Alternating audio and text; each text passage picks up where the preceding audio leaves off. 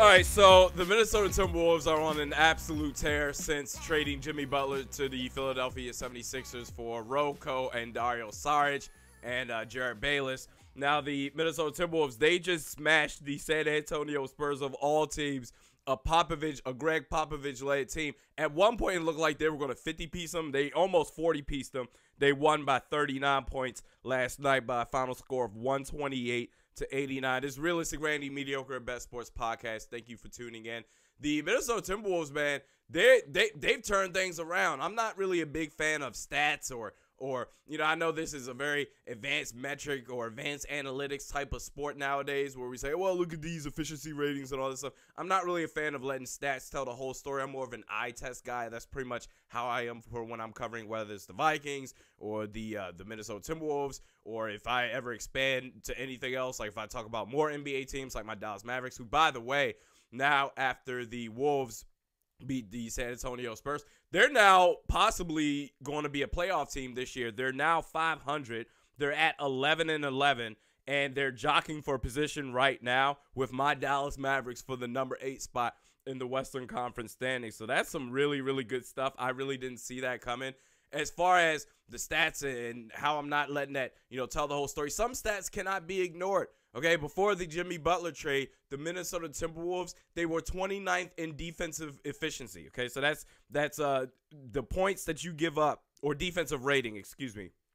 That's the points that you allow per 100 possessions. Okay, now, as of right now, after that San Antonio Spurs win, the Minnesota Timberwolves are now 16th in the entire league. Okay, so they were second to last before the Jimmy Butler trade. Now, not only have they been so much better, I believe, if I'm not mistaken, they've been the best team defensively since the Jimmy Butler trade, but overall for the year, they're now 16th. So they're now midway, kind of the mid-pack team defensively, and that's some really good stuff. A lot of that can be attributed to, or mostly, if not all, to Robert Covington. Robert Covington, everything that you're seeing Robert Covington do right now, he's not anything different that he did in Philly, especially last year during the regular season. And now in the playoffs last year, that's where he kind of dipped off and he wasn't himself, especially shooting a three-point ball. But the thing that makes Robert Covington so great is that he's like a utility specialist where he doesn't really need the ball to get his confidence going before he can make shots. He's always been a three-point specialist, but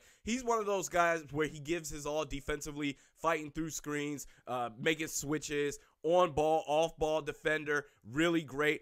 With first team all defense last year. He kind of reminds me of a zone corner or like a Richard Sherman type on the football field, where he knows where he should be at all times, and you're never safe. If you have the ball, if you're a ball handler, you're never safe with Robert Covington there, because he gets you've seen many times in the paint, dude can just strip the ball out of nowhere, even in the paint under the basket. So he's an all-around great defender, and even though he's got a good three-point shot, his defense brings his confidence up, whereas everybody else, or a lot of other players across the league, they need to hit a free throw shot to get their confidence going, to see the ball go into hoop a couple of times. But Robert Covington, he's a specialist in his own right. So Robert Covington, he's doing his own stuff.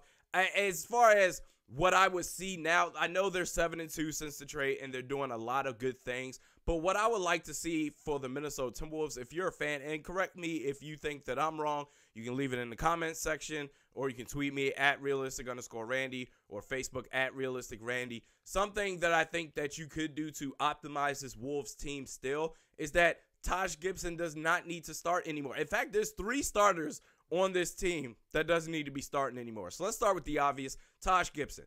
Taj Gibson does not need to be starting ahead of Dario Saric. Okay, you've got a young guy in Dario Saric who was the number three option for the Philadelphia 76ers last year. Okay, he's a great piece that you can have and you can build for this future. He's still young. He's still in his rookie contract. You can develop something there if you give him the time to do it. Okay, so in Taj Gibson, ever since the trade happened, and I'm paraphrasing here, but if I'm not mistaken, he got up to the podium, and I think the media reporters, the press reporters, whatever, they were asking him, they say, what do you think you would be more suited for? Would you be better off coming off the bench, or would you still be good being a starter? And he said, look, man, I can start. I can come off the bench. I've been in this league for a while. Whatever coach or the team needs me to do, that's what I'll do. There's your green light right there, okay? Dario Saric is the more valuable player as far as long-term into the future compared to Taj Gibson. So you need to start Dario Saric. He can offer you a lot. He's very good defensively. He can shoot the ball. He just needs more opportunities, which I don't think this should really be an issue, especially because he was the third option for a playoff team, for a very good playoff team last year in the Philadelphia 76ers. That's number one. Two more players. Number two, Andrew Wiggins. Right after that last podcast I did, so last week, and for those that weren't paying attention on the Monday's podcast, last week on Monday when I was talking about the Vikings after they lost to the Bears, not this week, but the week before last, I was like, hey, we'll see you on Thursday, and I didn't realize that it was Thanksgiving. I didn't realize that it was Thanksgiving. I was like, what the hell am I doing? After the podcast, I'm like, what am I doing? I'm not doing a podcast on Thanksgiving. I'm trying to just watch TV and have some good food on Thanksgiving. So anyway, after that, the podcast I did before that, I was raving about Andrew Wiggins. I was like, this dude's a beast. This dude, he finally broke. Maybe that Jimmy Butler trade, he's gone. He could break out of his shell now, and he's gonna proclaim why he was the number one pick in the draft and why the Minnesota Timberwolves traded for him with the Cleveland Cavaliers to send off Kevin Love to the Cleveland Cavaliers. And nope, he's regressed. He's regressed right back to what he's been. And you know what? This is his, fourth or fifth year in the league. This dude, at some point, I don't care that, oh, maybe Tibbs is holding him back. Maybe he could be a better player with Tibbs. But I just think after a while, a little bit of self-awareness needs to take place. For instance, okay, Andrew Wiggins, he's kind of like a Carmelo Anthony-esque type player where he's basically just jacking up the most inefficient contested shots. A lot of long twos, a lot of boom, boom, left to right, and then spin around for a fadeaway mid-range shot. Very much similar to Harrison Barnes. But at least Harrison Barnes, you could tell his psyche is still there. He's still playing as far as aggressively on defense, and he's still doing what the team is asking him for. And Luka Doncic is really making him look a lot better than what he is. So maybe you could make that same argument for Andrew Wiggins. Maybe he just needs a better point guard to run the show, and I'll get to that in just a second. But Andrew Wiggins, at some point, you need to take a little bit of onus for yourself. You need to take the initiative to say, you know what, I'm going to do what's best for the team. Every time I do these stupid-ass shots, they're just bricking off the back iron. They're not helping the team out. And then when you pass Andrew Wiggins the ball, again, like Carmelo Anthony, you're not getting the ball back.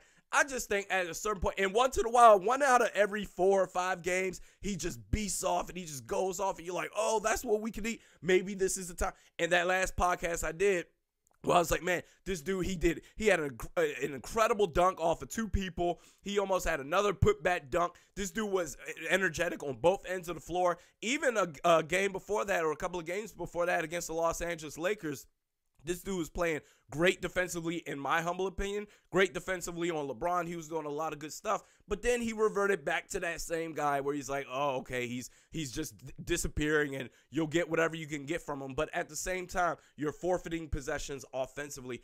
I think at this point, Andrew Wiggins needs a message to be sent by Tibbs and the coaching staff that, look, you need to get your bleep together. You need to get your act together. And for right now, we're going to have Josh Okogie play as a starting shooting guard. I think as a starting 2 guard, you can get a lot from Josh Okogie. He's still a raw talent. He's a rookie player. I compared him to Jaylen Brown, kind of like a utility player where he does a lot of really good stuff. He just needs the time and the focus and the playing time to go out there and develop his talent more, because you're talking about long-term for the future. If you can make the playoffs, I was saying after, whether before or after the trade, I was like, you're not making the playoffs at all. This team stinks. They're not going to do anything. But to their credit, they're looking a lot better, okay? And if they make the playoffs this year, fantastic. That's some good stuff. But at the same time, you got to think about long-term in the future. And long-term in the future, Taj Gibson and Andrew Wiggins, if they're sitting there starting, I think Taj Gibson, if I'm not mistaken, he's going to be an unrestricted free agent after this season. So that's even more of a reason to start Dario Saric, let alone the fact that he's just a better player and probably somebody that you're going to hold on to longer for the future, and it's going to help your team for the long term moving forward ahead of Taj Gibson, who's been in the league for a long time. but Josh Okogie as well. If you can develop those two players, you can maybe get something with Karl Anthony Towns, who's retaken this franchise as his team. That's what I would do. So Andrew Wiggins needs a message to be sent. Maybe if he comes off the bench, because all the screaming and stuff is not really getting through to him, maybe him coming off the bench, despite the fact that he's making all that money. This is year one, if I'm not mistaken, of a 5-year, $150.5 million contract. Regardless of that, that shouldn't be a reason where, okay, fine. Clearly there's something with Josh Okogie. We're still going to play Andrew Wiggins all the time, and Josh Okogie will get a couple of minutes. It's really just inexcusable coaching at that point. But maybe him coming off the bench will make him play better. You could have Robert Covington, Rocco play the 3, Cat obviously at the 5, Dario Saric at the 4, Josh Okogie plays the 2 as long as you can develop him. And the number one guy as far as to play the point, I'm done with Jeff Teague. I've mentioned this the last couple of podcasts. I'm really done with him. I think that you can do better than Jeff Teague at this point. Like I said, I would trade for Terry Rozier. And let me know this, Wolves fans, if you would do this. If you would trade, maybe I'm just out of my skis with this, but if you're going to make, let's say you make the playoffs, right? You make the playoffs, you're going to have a middle-of-the-pack first-round draft pick anyway, right? So chances are nothing's really going to happen with it, or you can get a developing young talent. Maybe something can happen with it, or you can trade for Terry Rozier. Let's say if I were a Wolves fan, this is just me. Now leave in the comment section if you would do the same thing.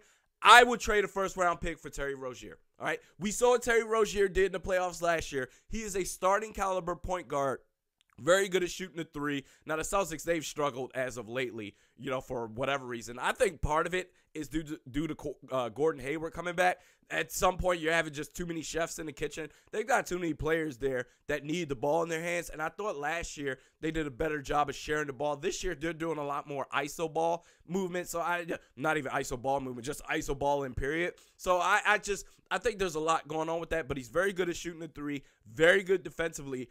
Terry Rozier and Rocco as your perimeter defenders would be outstanding. And Josh Okogie, can you imagine that? Those 3 guys? Oh, man, that would be spectacular to watch. But I think you should trade for Terry Rozier. I would trade a first-round draft pick, especially if you're going to make the playoffs. Now, you got some time. You got until the All-Star break, if I'm not mistaken, to make a trade happen. So it's not nothing to rush right now. But I would really consider that and make a trade for Terry Rozier. Jeff Teague, I think he would be better suited coming off the bench if you can make that trade, or if you can get a third team involved and send Jeff Teague somewhere else, maybe to some team that thinks we just need a point guard to run the show or something like that. Maybe that's what you could do. I don't think he can help this team long term. I think he's still too ball centric. I still think he wants to play hero ball a couple of times too much. He can still show flashes every once in a while, but that would be my scenario. If I was running this team, I would make a play for Terry Rozier to have Terry Rozier, Josh Okogie, Andrew Wiggins, Dario Saric, and Karl Anthony Towns. And I think, honestly, the way you're seeing this team, they're playing with a lot more energy. They seem to be playing a lot more freer. They seem to be playing more like a team as of lately since the Jimmy Butler trade because of the toxicity that was involved before Jimmy Butler got traded away. If you've ever been in a bad relationship or any type of bad type of, whether it's personal or work relationship, I've had a couple of bad employers or a couple of bad supervisors where I've mentioned before where I'm just like, you know what? You're a terrible manager. How are you my supervisor? I don't want to work for you. Every time you come around, you just bring this dark cloud, this dark energy around, and I don't want to be around you. And then ever since when I left that job, I felt a lot more better. I was like, man, I just felt like I felt more motivated to give my all. I felt more motivated, just to basically show my new job how good of an employee I can be, just to be myself. So I think that really had a lot to do with it. I think Tom Thibodeau, if he can get something out of these players more for the long term with Okogie and Saric, that could make things even better. But I think a lot of the weight has been lifted off of their shoulders, especially with a guy that was talking smack on them during the training, not even training camp, but during practices, and then having a one-on-one interview with what's her name, Rachel Nichols, all that stuff. Now that that's gone, this team can just focus on basketball, and the fans can now just focus on basketball. The fans deserve better. They deserve better than what they got with that Jimmy Butler situation. I don't think that you should regret if you're a Wolves fan trading for Jimmy Butler. I've seen that come up a couple of times. Well, we should have never traded for Jimmy Butler. You should have never traded Zach LaVine and Chris Dunn for Jimmy Butler. You should have traded Andrew Wiggins. I said it real time. You should have kept Zach LaVine. Even coming off that injury, what was it, ACL or MCL tear that he dealt with, I was like, I like Zach LaVine's game, and he's doing really, really well in Chicago. You shouldn't regret the Jimmy Butler trade. It's just at the end, it just didn't work out. Same thing with Sam Bradford, okay? In football with the Vikings, we shouldn't have traded for Sam Bradford. I get the logic behind it. You were a playoff team in 2015. You were trying to do the same in 2016, and it just didn't work out. So anyway, the next time that they play, the next time that the Wolves play, they're going to be playing the Celtics of all people on Saturday. So they're 7-2 since the Jimmy Butler trade. That's a lot of good stuff. Let's see how they do for the rest of the year. A borderline playoff team. I can't believe that's happening. Oh, and one more thing. One thing I forgot to mention. Even if you're not able to make that Terry Rozier trade, I would start Derrick Rose. I think Derrick Rose should be your number 2 option. This dude has a lot more bounce and a lot more pop in his step. He seems to be, it was one of those things where in the playoffs last year and then starting early off this year, I was like, it's just a little bit, it will wear off. He can't concede us. This is not something that will keep up for the rest of the year, and it really, really has. He's been a very efficient player. It's like when he's on the floor, the rest of the team, they feed off of his energy. It's a lot of good stuff that he's doing. I think Karl-Anthony Towns should be your second option, or no, Karl-Anthony Towns should be your first option. For right now, Derrick Rose should be your second option. Robert Covington, I think Robert Covington is such a utility player where he doesn't necessarily need to have a designated option because he can fit in wherever it is that you put him at. So I would say he's the wild card there. Dario Saric should be your third option, and then the rest you can go from there. Josh Okogie 4, and then whoever else after that. So anyway, we do this twice a week now. Mediokr Best Sports Podcast, Realistic Randy. Check us out, YouTube or iTunes, SoundCloud. You can subscribe there. Next Monday, I'll be reacting to the Vikings going up against the Patriots. Will they win? Will they lose? We'll see.